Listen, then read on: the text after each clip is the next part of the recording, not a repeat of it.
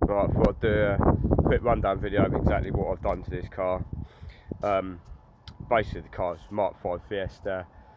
It's got TA Technics coilovers on it, 300mm st170 brakes, Mondo brake caliper, standard drums on the back at the rear.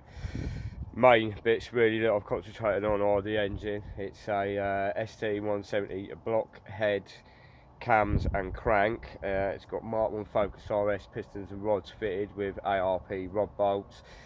Fully rebuilt by myself with victimised gaskets and seals throughout, new ACL big ends, new ACL main bearings.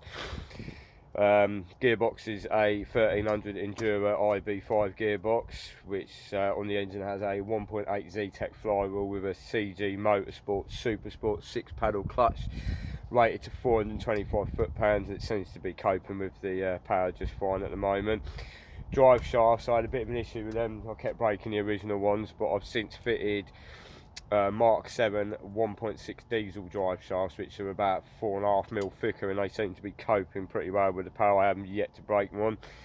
The exhaust manifold is a homemade one, as you can probably tell. I mean, my welding is not the best at the greatest of times, but it's held up and it hasn't cracked or anything yet. Turbo is a Pulsar GT30 71R dual ball bearing with a billet compressor wheel. It's still fairly laggy, but it makes the power where I want it to, quite high up the revs, so it's not putting loads of stress on the engine, what with it having only standard Focus RS rods in it. Exhaust is 3" out the turbo, and it reduces down to 2.5". It currently comes out under the front bumper because the old system kept falling apart.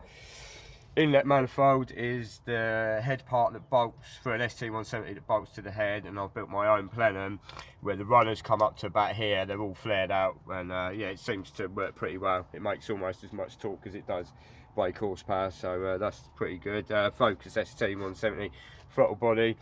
Intercooler kit is an eBay one, 57mm boost pipe, so I mean I've had that one welded up and I had to buy that reducer, but on the whole that was relatively cheap to put on and do. Don't look too bad either in there. Injectors are Siemens Decker 875cc ones. Engine management currently at the moment is a Speed Reno ECU, which is you know, fairly cheap, but it does everything I need it to do. I've got Boost by Gear working on it now, which has helped massively putting the power down. The oil cooler setup is a little bit different from what most would run. It has got a oil cooler in there, but I use the heat exchange unit that normally uses the engine coolant to cool it down. It's got its own coolant system with a little water pump there, which I've no idea what it's off. It was just in a box of bits I found in the breakers, but it seems to work. If I turn it on, it will drop the oil temperatures 20 degrees within a couple of minutes, so it clearly does what it's supposed to do. I mean, on the whole, the car's not in bad shape for its age. The wheels are 16" OZ wheels. I'm not 100% sure exactly what ones, but I mean the rear arches need doing on it, which I will be doing soon. I've changed most of the interior. The door panels are knackered. That's the usual Mark 5 Fiesta thing, but it had horrible grey interior in it when I bought it, so the leather seats come across the road from my house, funny enough. I've changed all the dashboard, which is a pig of a job on these as well.